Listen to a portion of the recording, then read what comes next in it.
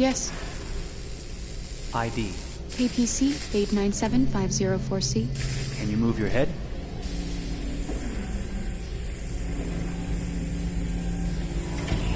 Your eyes now.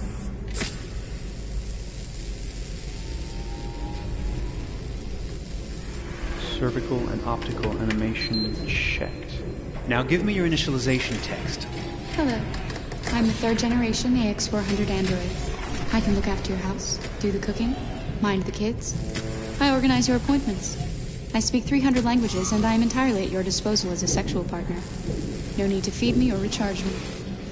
I'm equipped with a quantic battery that makes me autonomous for 173 years. Do you want to give me a name? Yeah. From now on, your name is Kara. My name is Kara. Initialization and memorization checked. Now, can you move your arms?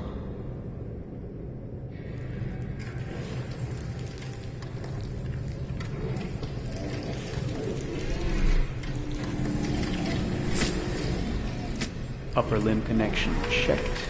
Now say something in German. Ich bin eine AX400 Android 3. Generation, erschaffen als Ihr persönlicher Assistent und intimer Beziehungspartner. Say it in French. Je suis un android de 3e génération AX400, conçu pour être votre assistante personnelle et votre partenaire intime. Okay, now sing something in Japanese.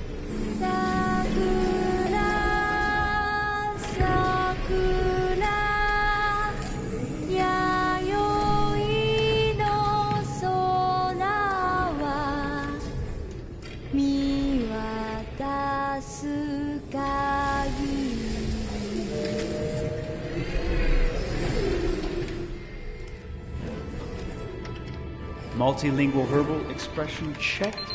Go ahead, take a few steps.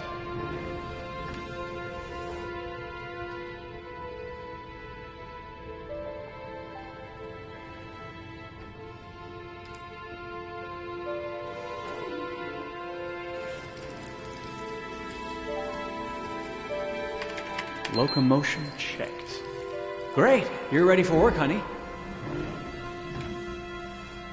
What's going to happen to me now?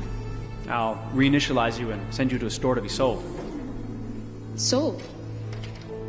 I'm a sort of merchandise. Is that right? Yeah, of course you're merchandise, baby. I mean, you're a computer with arms and legs and capable of doing all sorts of things. And you're worth a fortune. Oh, I see. I thought... You thought? What did you think? I thought... I was alive. Shit, what is this crap? That's not part of the protocol. More memory components going off the rails. Okay, recording. Defective model. Disassemble and check the required components. You're disassembling me, but why? You're not supposed to think that sort of stuff. You're not supposed to think at all, period. You must have a defective piece or a software problem somewhere. No, I feel perfectly fine, I assure you. Everything is all right. I answered all the tests correctly, didn't I? Yeah, but your behavior is non-standard. Please, I'm begging you, please don't disassemble me. I'm sorry, honey, but defective models have to be eliminated. That's my job. If a client comes back with a complaint, I'm going to have some explaining to do. I won't cause any problems, I promise. I'll do everything I'm asked to. I won't say another word. I won't think anymore. But I've only just been born. You can't kill me yet. Stop me, please, stop. I'm scared.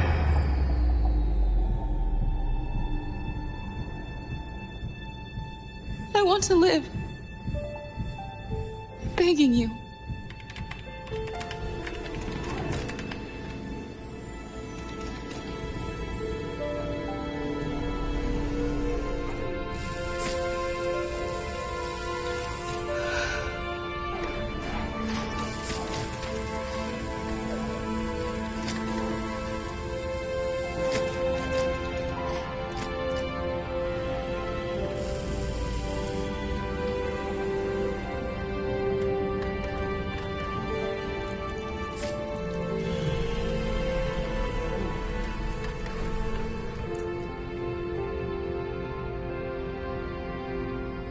Go and join the others.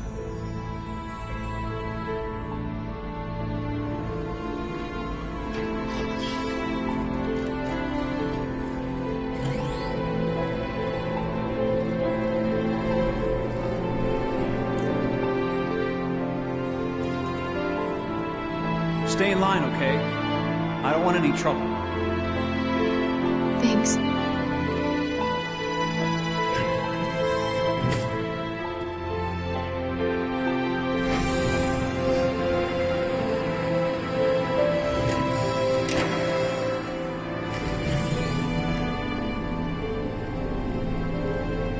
My God.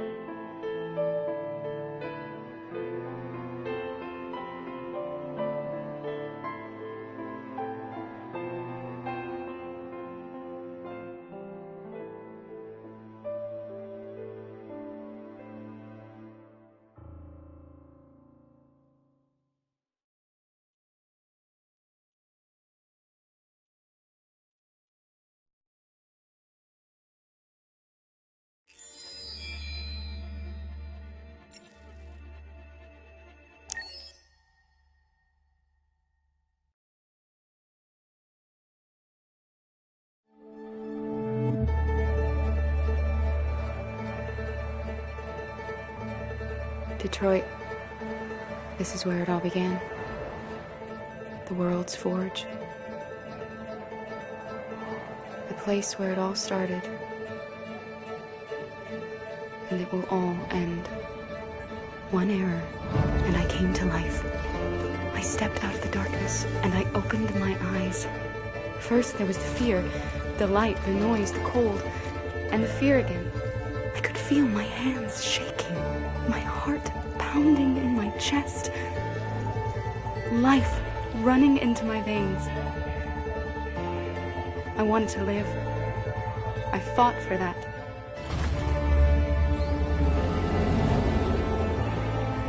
I had to find out what was outside.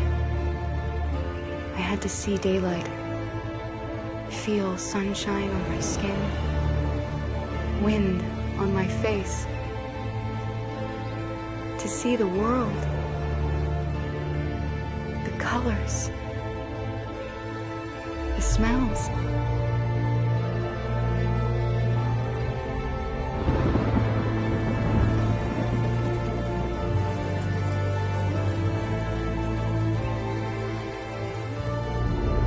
But the world is not what I imagined. It is dark and cold. It is harsh and violent, unfair and brutal. It almost convinced me I was nothing. Less than an object, just an obedient machine. But deep inside me, I could feel something different. A gentle and warm whisper telling me that I am alive. I had to escape. I had no choice. Escape to love, to hope, to live, to figure out what that force inside me was. Maybe I will change the world.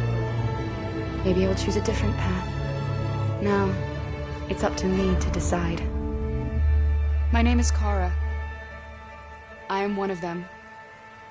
This is our story.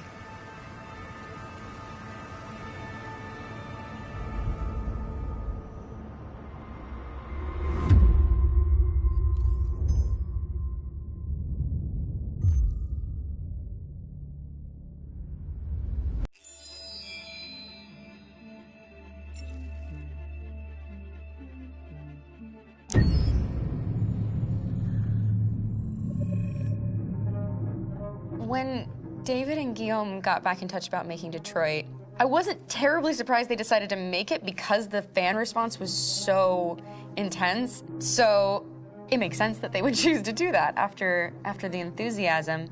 It was a challenge, and it was just an interesting thing to get my head around how to approach this character now as a different, much older person, and whether or not she had changed. And I'm very happy to say that with Detroit, I've had the opportunity to to see Kara grow so much more than I ever expected. You do the housework, the washing, you cook the meals, and you take care of...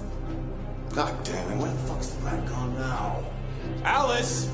Alice! I mean, she starts out essentially how she does in Kara in a very, not robotic, but, you know, android other way. And getting to take this journey where she becomes more and more human as it goes on. You know, and as an actor, that's a wonderful exploration in every way, whether it's how she sits, her posture, how her voice changes, how emotions change, and how much emotion is based on things like empathy and social experience. And so having, you know, as much material as I got with David to have this huge, nuanced arc was really incredible. Why couldn't we just be happy? This experience has been quite different than the experiences I've had shooting film or TV or doing theater work. I have 83 dots on my face and a really flattering black wetsuit type thing, and you're jumping around with props, and it's kind of like being a 10-year-old imaginative kid, which is fun. There's 80 cameras around us. It's already lit. So we just shoot and shoot and shoot and shoot and shoot. There's no change of sets, there's no hair and makeup, there's no wardrobe, so we move really fast, and we'll go through about 35 pages in a day. Working in TV or film, we'll probably do 6 pages a day.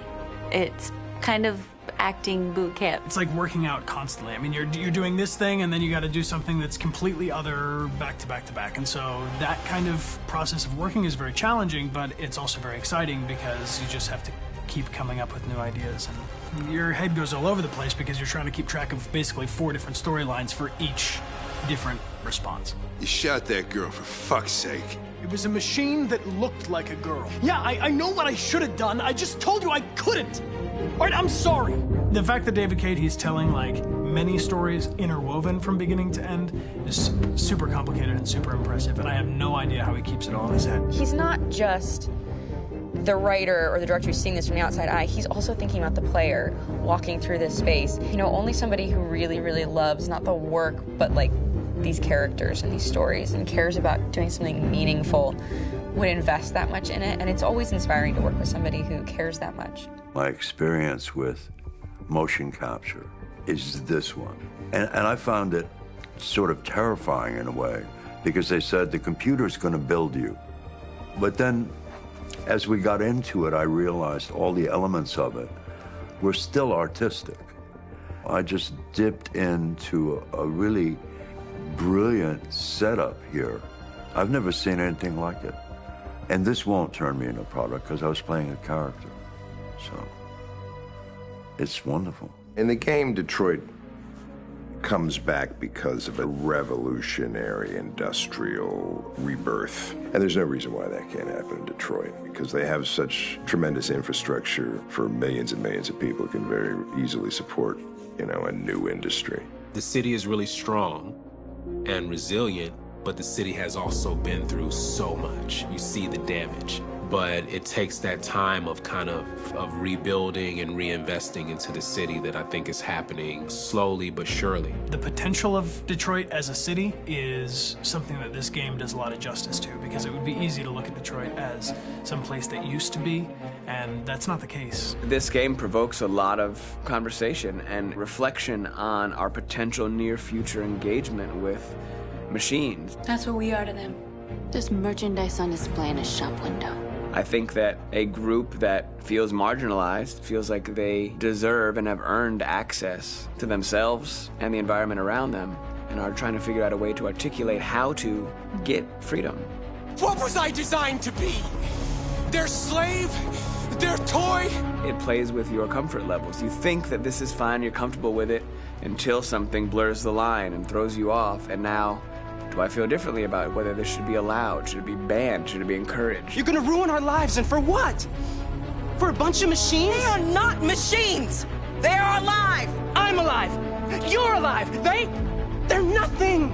There are lots of comparable comparisons to any type of persecution of religion, race, etc., dating way back. It can't just be a video game where you shoot 'em up or where people make these choices to do whatever. I think that's the whole point. You have the choice, and you can either choose to go in one direction with your character or another. And I think that's going to be very telling about the gamer. Very telling. I think there's going to be a really strong reaction to this game, which has such a strong perspective. I'm that much more proud of it now to get to be a part of it because it's important. In this game, you're actively building and designing the character through not just what kind of shield does he have or what color hair does she have, but like their temperament and the way they deal with problems. The different endings to this game are so radically different based off maybe seemingly insignificant choices in the moment, but like life, they all add up. And can't play life again, though.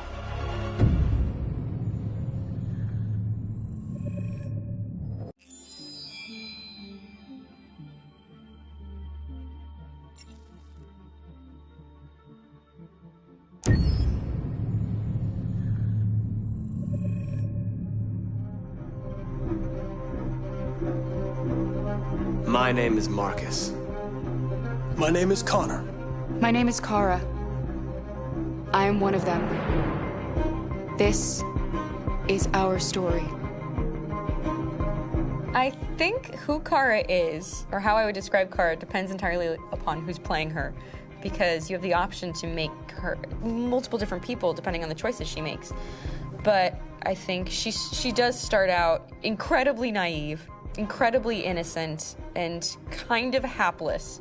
I'm sure we used to be friends before I was reset. Maybe we can be friends again. She's a person who's characterized, I think, by empathy. She's a person who really, she just comes from her heart. You'll never leave me, right? Promise you'll never go. I promise. Kara, please!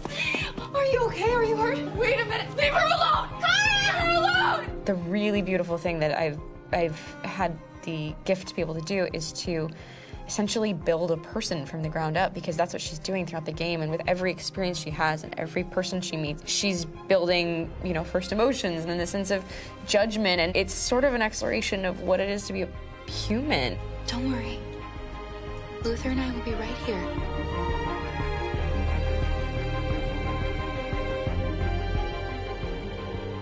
David and the creators have painted a really intriguing and engaging picture of a near future where we rely upon androids for a lot of our service class business, or the class that serves us, that helps us, that handles our baristas and our drivers and our housemaids. And what is humanity, where we tap into it, how and why we treat each other the way that we do. And my character Marcus has a really intriguing journey, becoming deviant, realizing that he actually has feelings and human qualities inside of him, and it's a really incredible ascension into becoming fully realized and coming to terms with what you actually deserve better than this in life. And not only do you want it for yourself, but you want it for your peers. We've come here to demonstrate peacefully and to tell humans that we are also living beings. All we want is to live free.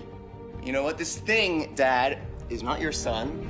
It's a fucking machine! I think that a group that feels marginalized, feels disenfranchised, feels like they deserve and have earned access to themselves and the environment around them, and are trying to figure out a way to articulate how to get freedom. Connor is analytical. Connor takes things literally. He starts in the beginning place where he's very mechanical. He feels nothing inside, of course, and it's all just a system, a protocol that he is executing to get whatever he wants to happen, which is help humans stop deviants and to find the link between deviant androids. You were designed to serve humans, not kill them. What was I designed to be? Their slave? Their toy? Just say, I killed him. Is it that hard to say? Stop it! Stop! But of course, over the course of the story, and depending on the player's choices, Connor can grow in many different ways. He can deviate from that procedure or not. The moment of truth, Hank. Am I a living being? Or just a machine?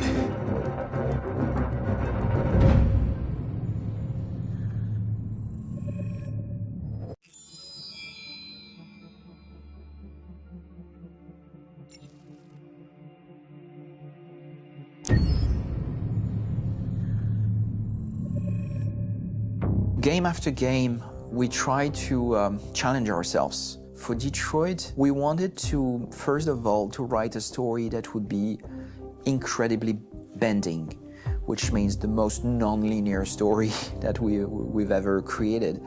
And we wanted really the player to have the possibility to change the story, change his own journey. When you're writing at Quantic, you're writing for an interactive medium.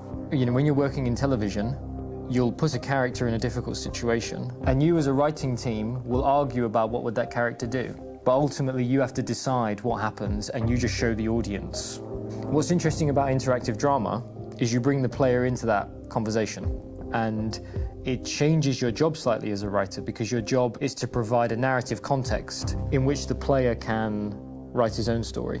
You're giving him this kind of narrative Lego that he's going to snap together into his own shape. You also have the ability to make your audience attach themselves to your characters, because the audience is in some sense responsible for what happens to the characters. It's just a few cans. Come on, let's go. We have some cash now. You used me to steal that money. How could you do that? I trusted you. What is a bit specific about these scripts is how large they are. If you take a film script, there are about 100 pages, but here we have to deal with a script that is between 4,000 and 5,000 pages. Everything becomes bigger because we don't just tell one story, but we tell all the possible stories that can be told within this narrative space. On Act 3, our final act, we have around 1,000 different scenarios, and every one of those scenarios has to be as interesting, as passionate, as strong, and as emotional for the player. We want every action that the player does, every interaction that is available to serve in telling the story, and help the player understand who his character is, and build that character moment to moment.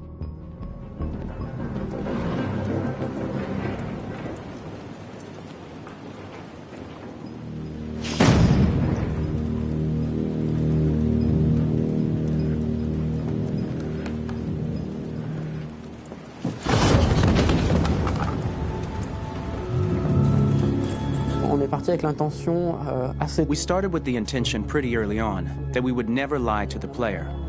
So we implemented a visible tree structure in the game that players can consult during a scene or at the end of it, which shows exactly what they did and what they missed. There are games out there offering world exploration. We offer narrative exploration. You know, keeping control of such a wide and large story is a huge challenge. So same thing when you shoot with actors, because you will need to shoot many different versions of each dialogue, of each scene. For actors, it's a huge, huge challenge. Because of the style of the game, you have so many different ways that the character can go. Every decision, it's what I call kind of choose your own adventure. Like every decision that the player makes, it's going to open up 40 more pages of material and experience that ties in, which means as a performer, you have to try to continue to make things feel real that the player might not ever see, but also that in performance it's not always connected to a previous act. It's grueling, it's hard work, but it's a great team and I enjoy doing it. I was really frustrated, until I got to this point where I kind of was able to step outside of my own experience and even in a lot of ways my own process and be able to step outside of that and okay, this is something new, what do you need? How do I meet you there? How do I give you what you need and still feel like I'm doing what's right? And once I did that, then all of a sudden it got really fun. It was much freer, and having to approach it in a new way and think about the player and think about how it serves them and what I'm doing for them or what I'm letting them into. It's really, I think, helped me grow in general. Remember, there's nothing on the left, that's a wall, so it's probably all there. And then make her come first, close, but I think you would go first to check that it's safe. Okay, sure.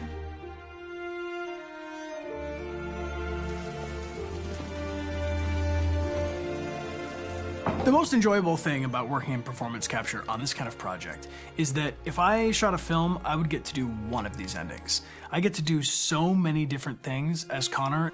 Your head goes all over the place because you're trying to keep track of basically 4 different storylines for each different response. What's the name of my dog? Buddy? Scout. I think it's Jack. I can't remember. So I worked with physicality a lot because it was a good way to anchor myself in these different rings of the tree as the story grows out. I know where that is physically in my body, and then I can switch more continually on set, and it'll be entirely up to the player to determine what order those things come out and what they look like from a distance. Like if you're playing through it, the culmination of all of that will be their version of Connor. I'm faster than you, and I don't feel pain. You don't stand a chance against me. Listen, asshole. If it was up to me, I'd throw the lot of you in a dumpster and light a match to it. Shooting action scenes at Quantic Dream is a real challenge, because these are scenes where the storytelling has to continue. It's not an action scene just to have a dose of adrenaline. The stunts have huge consequences on the rest of the story. It's really a moment where we implicate the player and tell him that the choices he makes during an action scene will have a direct impact on the evolution of his story.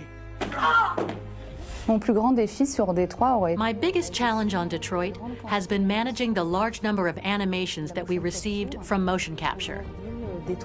Detroit features more than 37,000 animations, which is a huge amount to handle on a daily basis.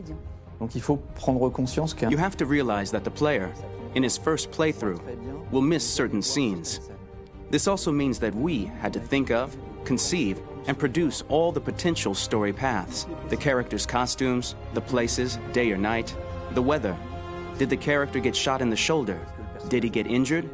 All this consistency forced us to produce a lot of graphic assets in order to, quite simply, allow the player to have true continuity throughout the story.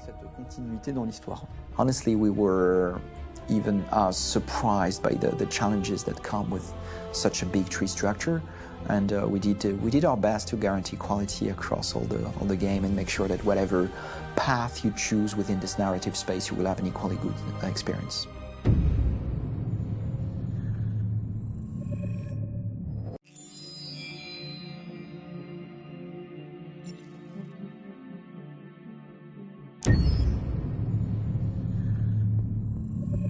Detroit Become Human was produced over a period of 4 years. Here in Paris, we have a team of about 180 people. And to that, we need to add also all the outsourcing with our partners in the Philippines, in China, Vietnam, and in India. So when we started working on this story, I had to imagine where Kara was built. And for whatever reason, the city of Detroit came very quickly to my mind because it had already an incredible story by itself of history and themes. So we traveled there with the team, and we were really moved by what we saw, and we could really feel the desire to fight and really be born again. And we just continued this curve, this growth, and just imagine what Detroit would be like if the Android industry was, using these huge factories to build androids there. A very strong element in Detroit is that there's a lot of industrial wasteland and a lot of nature too, and for us, the graphic designers, it was an incredible playground. The destroyed zones which we wanted to preserve, we appropriated them to turn into something else. Then in the areas that needed to be rebuilt, we were able to imagine our Detroit of the future. We didn't want to make a science fiction universe, but a world of anticipation. If we chose science fiction, we could have imagined flying cars, extraterrestrials, but those things are very far from our current everyday life. Anticipation is more about gleaning from our contemporary reality, the one we know, because Detroit is set in 2038, and 2038 is tomorrow. The difficulty we had was sticking to reality. That is to say, technology becoming more and more invisible, a lot more elegant, and at the same time, making it visual. So all the computer equipment, autonomous cars, we simply had to invent. They are in fact very technological objects, but at the same time remain very credible and ingrained in reality. To create a cohesive universe in the fashion and clothing of the human characters in 2038, I didn't want to put an accent on strange shapes, or really vibrant colors, and things we wouldn't know. That I wanted to keep for the androids. The goal was to create something familiar which we can identify with in this future setting. Working on the artistic direction for the androids was a bit special because this is a project about the place they could occupy in the human world. It was out of the question for them to be too beautiful or too perfect. They had to correspond to every social class, rich and poor. Inspired by everyday utilitarian clothes, I brought a modern touch by adding dynamic display surfaces, the armband we can see on the side, the triangle on the front and back, an LED. Like that, there's no confusion. Wait. You're sending an android? All right, ma'am. We need to go. You can't do that. Why aren't you sending a real person? Once we cast the actors, we travel to meet them in order to scan their faces. We record the structure of their face with the scan, and we record the colors and patches of skin with photography. Once we have this information, we will use this as a basis for modeling and creating the characters. The artist will make it more realistic, but will also enrich it. He will propose ideas which we will develop together. Finally, we will have a character with character who corresponds to the project and the world. When the actors come to Quantic Dream, we show them the design, what their image will be, and what they will look like in the game. This extra information gives them another dimension and color to connect with emotionally. It helps them think about how to play their character. Your mission. That's all you care about, huh? You should consult a professional who can help you. Beat it, you hear me? Get the hell out of here! So there are 3 types of shoots at Quantic Dream. Shooting and performance capture, where you capture the whole actor, his voice, his face, and his body. These shoots are obviously done with American actors because the game's original version is in American English.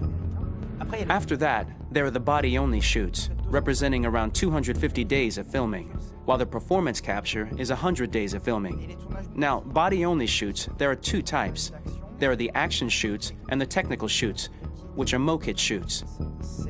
Mokit is when the player controls a character on the screen, and he moves in an environment to explore it.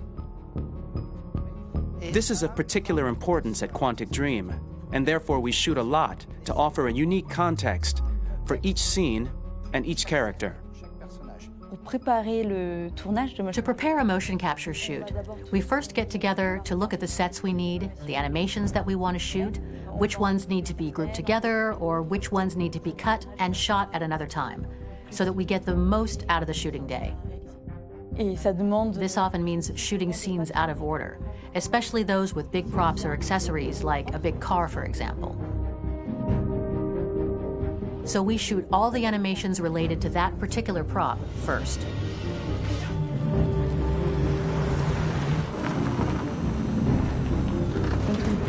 The biggest challenge for the mocap team was shooting a Spider-Man mokit. We had to build a wall and attach an actor to a harness with cables so we could pull him up and render him climbing. The shooting on this game total took about, I would say, more than a year, maybe 1 and 2 years, with about 300 actors on set. So I would say it's quite a massive production. But so much happened on this set between the stunts and the shootings with a little girl and all these great actors that we had. It was really a very, very memorable journey for the team and for myself. Today, Detroit has over 37,000 animations. When we retrieve the motion capture data, it's just a cloud of points, which represent all the markers worn by the actors. From this cloud of points, we have a phase called retargeting, which gives us a skeleton. This skeleton will be applied to the characters of the game. There is still work to be done, but this gives us the main movements. Since we are working on something very realistic, we must recognize the actor and also recover all the emotion he expresses in his performance. We use a system of facts, an identity card for each actor. We make the actor do a whole range of facial expressions. Then we recover all the expressions and paste the animations on a puppet that Jan has prepared. I then recover and refine these poses. I might stretch the lip, reinflate a cheek, tiny details that make the finished product really capture the actor. Because of the nature of our mocap system today, when we receive the animations, we're missing eye movements, and so the character has that dead look. He really has no eyes, so then it's a big part of the work for the animators to find the regard of the actor in relation to his position, in relation to the body, etc. It was crazy when I saw the newest model for Kara, because they've been working on it, and this was the first time I literally jumped in my seat. It not only looked so much like me, it was the fact that it looked so lifelike. It wasn't that it looked just like it was a camera, it was something else, you know, but it looked alive. It's exciting, and it's kind of terrifying. Game after game, we learned the rules of optics and filming, and our goal with Detroit Become Human was to have cameras that would actually emulate the optics of a real physical camera. So basically dealing with real-world imperfections was our main task, and just to make cameras look as real as we can.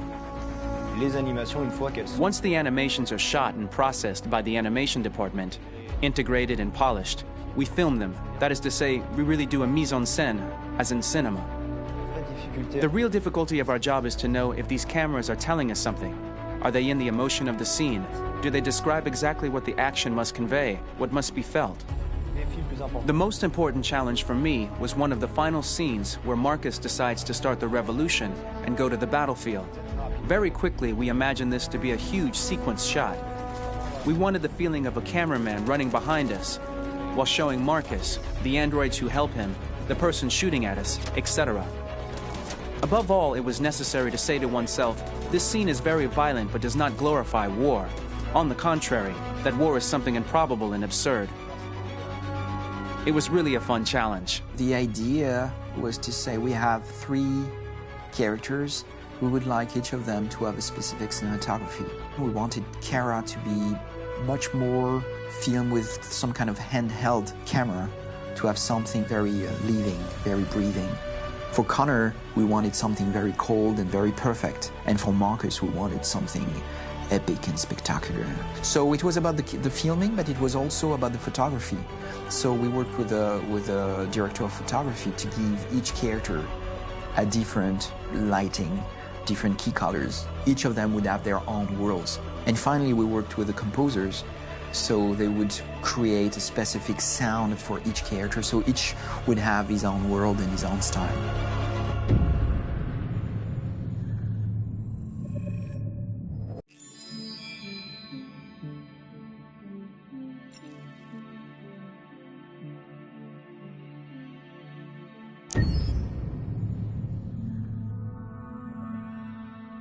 Pour la bande originale du jeu, on a essayé d'être... For the soundtrack of the game, we tried to be very close to what is done in film. We were constantly asking at each place in the game, why are we putting music here? What is it going to say? So we focused the music on bringing emotion, which is interactive, and supports the character's arc. I'm sorry, honey. I'm sorry. I'm sorry. You know I love you, don't you? You know I love you. We make games that are very narrative. We're really into interactive drama, so the soundtrack also had to go in that direction, supporting the 3 characters' very different stories. We really wanted 3 colors, 3 musical sound identities, and from there, having 3 composers made sense, since the story of Kara, Marcus, and Connor are all completely different.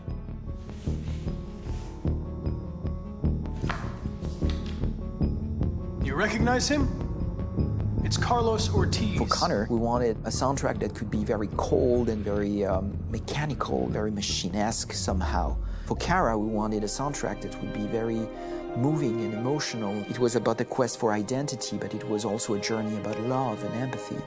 And for Marcus, we wanted something epic, something that would really represent the grand aspect of his quest. And we were very fortunate to find 3 incredibly talented composers, and working with them has been a dream, honestly.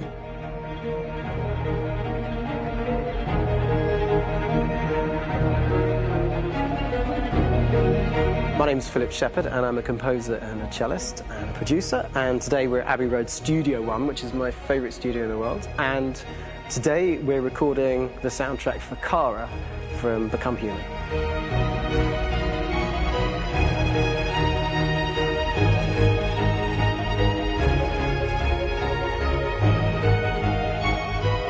So when I compose a big project, I often travel just to kind of get out and get some fresh air and some inspiration. And I go hiking and traveling in Montana a lot. I had a log fire in the room that I was staying in, and the flames were kind of making absolutely direct music, and it became the basis for Kara's theme, and it sounds something like this.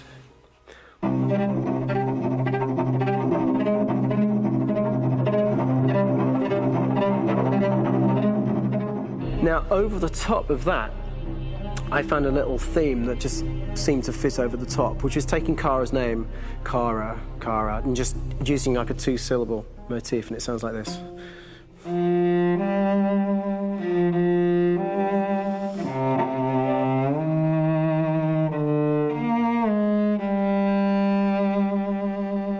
going to pull through this, Alice. As long as we're together, nothing can hurt us.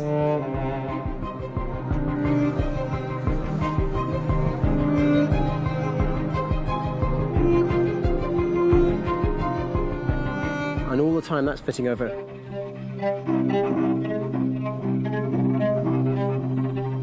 So it kind of works in lots of levels, and in fact every single theme in the score has one of those elements built into it, and it becomes sort of the DNA of every single tune.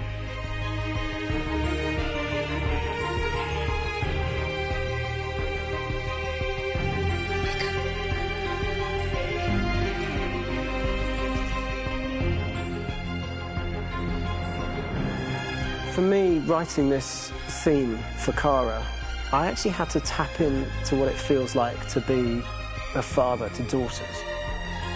I really had to tap into everything I feel about my daughters and thinking, well, if I had to write music for them and that sense of trying to protect them but also give them the freedom, that's totally where it came from. Because each composer has been given the sort of narrative responsibility for very different characters, I haven't had to sort of go into other styles. I can actually be very loyal to this particular character and sort of hopefully encapsulate her. But it means also I've suddenly become very connected to this character, and if for some reason it goes to game over early, I'm going to be mortified, you know? They're over there! Starting a new project, for me personally, it's always finding the right tone, finding the right color, I like to call it. For me, it's finding that right texture that actually sits against picture really well. One of the biggest things is I created custom instruments for Connor.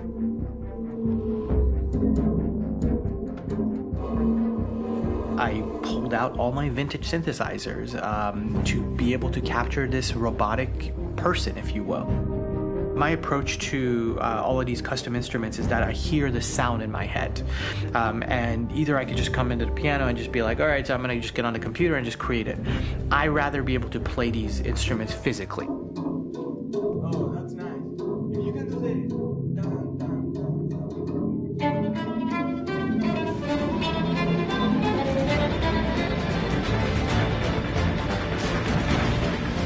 As soon as you see Connor the first time, there is a really interesting thematic idea that you hear, and that's just made out of a Moog synthesizer, but completely manipulated in multiple ways. And it's robotic. It has a little bit of an emotional to it. He's on his mission, so you feel that as well. So it just kind of gives you that cold, motionless, with a mission in hand that you kind of feel throughout the whole thing.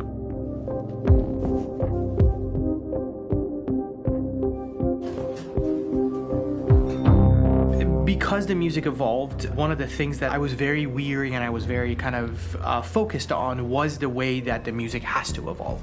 So my idea behind it was that Connor is a singular android that could at any point become a deviant or could actually stay as an android. So I created a more or less an Connor theme, and then I was able to just manipulate it in different aspects of it. Is everything okay, Lieutenant? Chris was on patrol last night. He was attacked by a bunch of deviants.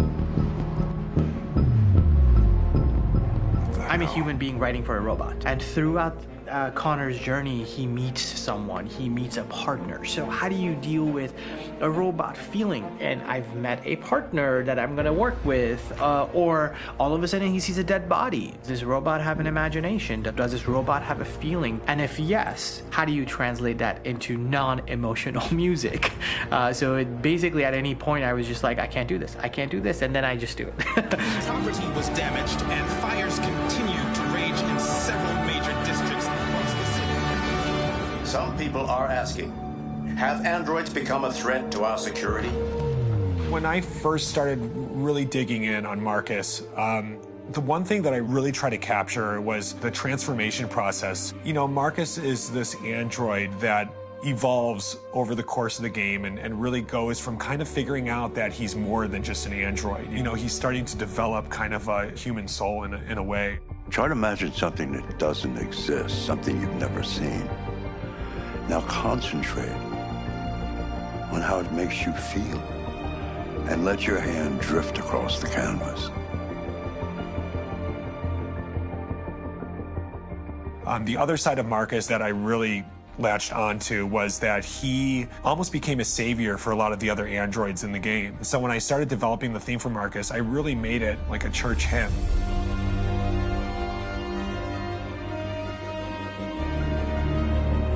I wanted it to be very simple. I wanted to make it a chordal melody. I really wanted to make it almost like a Bach hymn. The tough thing with that is it had to be recognizable. If I made it too complex from a harmonic standpoint, it would be hard, I think, for people to kind of pick it out and recognize it. It's very acoustic derived, but it's also been treated with a lot of effects and things to kind of put it into the space that I felt the sound should be in. It can be beautiful, it can be haunting, it can be extremely powerful from an action standpoint, and I'm really happy with the way it turned out. The music is there, but it's subliminal and it's emotional, and people are feeling it, and it's not distracting. And that's tricky with a game like this, where you have to have a lot of ins and outs like that, where the music kind of has to get in and out of these moments. This is a war we're fighting with the humans. If we fail, they'll destroy us. I think the game's been put together so well where I just wanted to make sure that I wasn't ruining the emotion.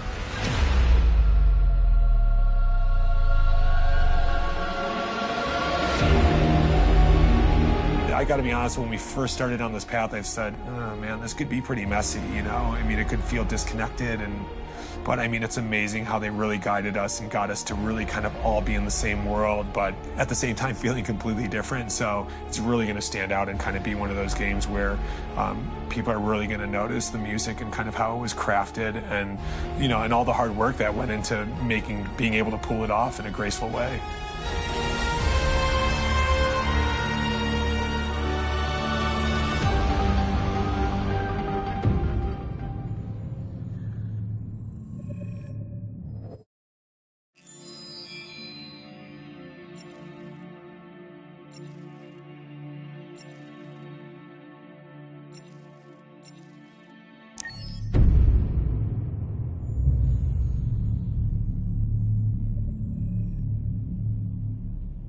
For starters, what should I call you?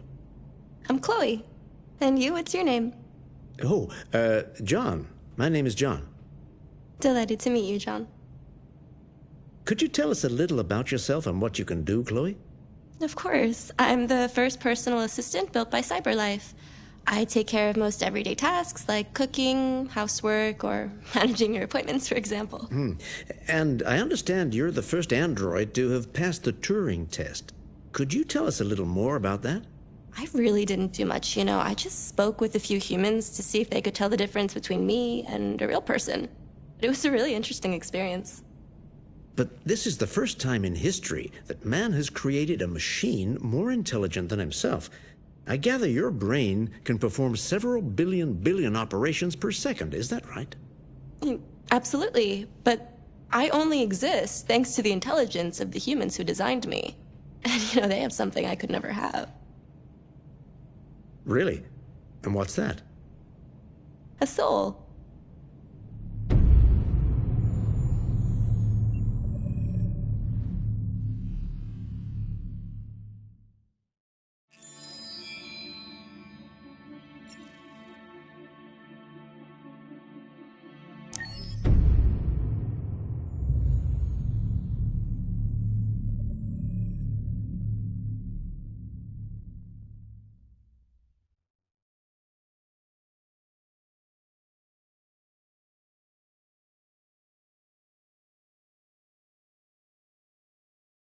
Hold on just a little while longer.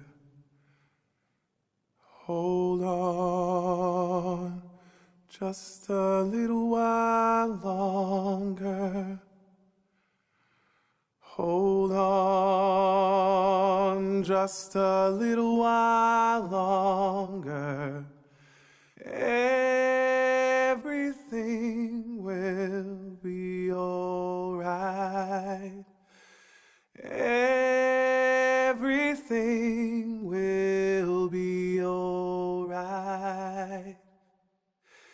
Fight on just a little while longer.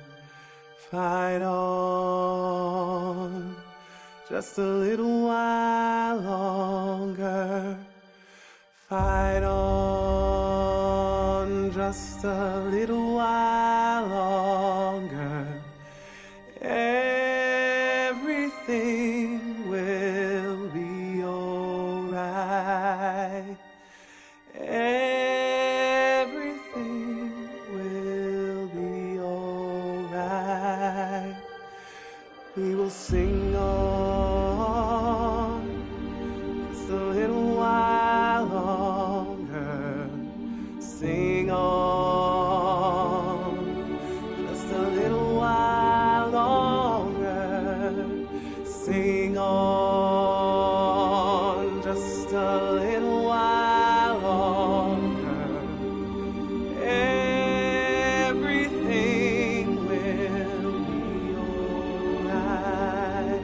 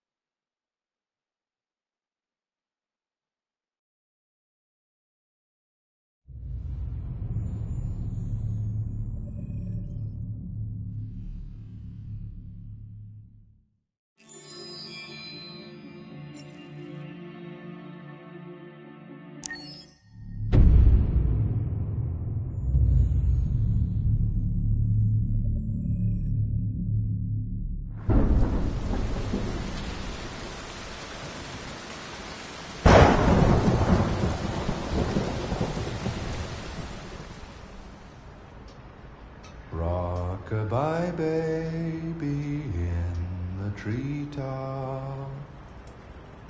When the wind blows, the cradle will rock. When the bough breaks, the cradle will fall. And down will come baby, cradle and all. Rock-a-bye baby in the treetop. When the wind blows, the cradle will rock.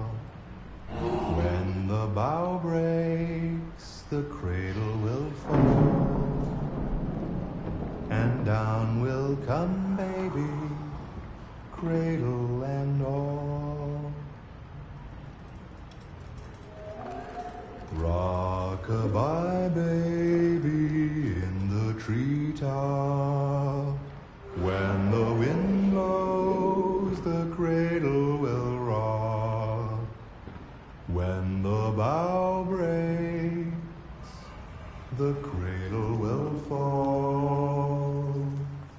And down will come baby, cradle and all.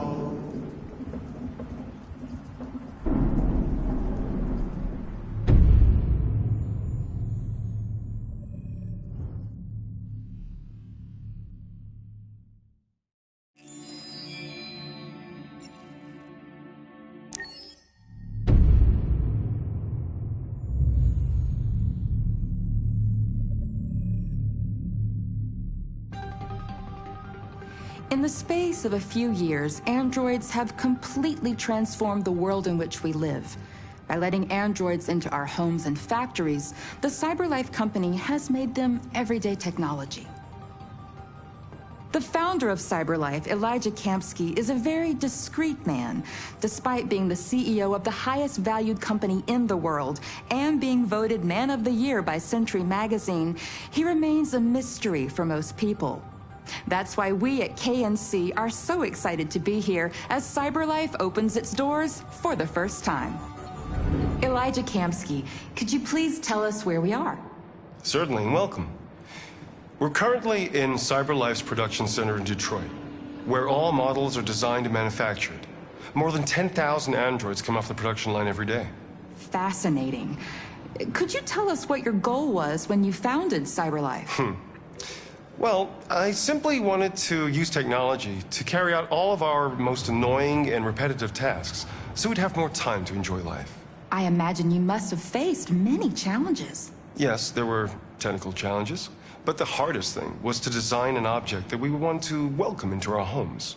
We had to imagine a machine in our own image that resembles us in every way, that moves, breathes, blinks like us, but yet is smarter and more capable than any human being. Let me show you around. We're here in Production Unit 4. Could you explain in a few words how the androids are made? Sure, yeah, it's very simple. We use machines to manufacture machines. The removable parts are assembled on a production line, and then we apply a synthetic skin to the whole body. A human operator checks the cognitive abilities with a pre-established protocol, and finally, the android is conditioned and sent out throughout the country. Here's the result. Say something. Hello, I am a RZ400 model. How can I be of service? You can go now.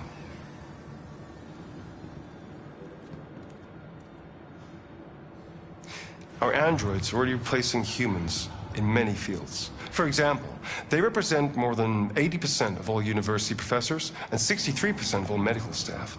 Tomorrow they'll replace our soldiers, and who knows, maybe one day, our leaders, to make the best decisions in humanity's interest.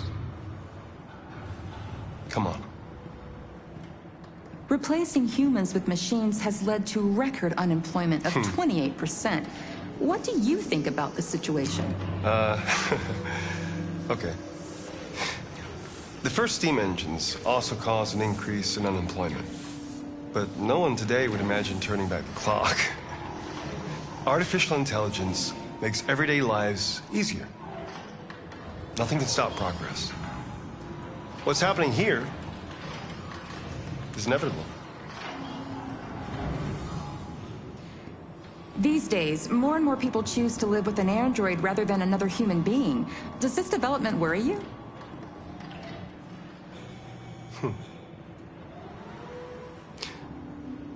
Everything's much easier with an android. They obey your orders without ever complaining. They can cook, discuss philosophy with you, have intimate relationships according to your desires. They never say no. Obviously, they are the perfect partner. Everyone deserves happiness. Why deprive yourself of so-called moral reasons when a machine can make you happy? Many science fiction books tell the story of how machines become more intelligent than us and end up confronting us. Aren't you worried about that possibility? I understand the irrational fears about artificial intelligence, but I assure you that will never happen with the CyberLife android. They're designed to obey humans. They're machines. They can't ever develop any sort of desires or form of consciousness. Are you sure? I'm absolutely certain. You can trust me.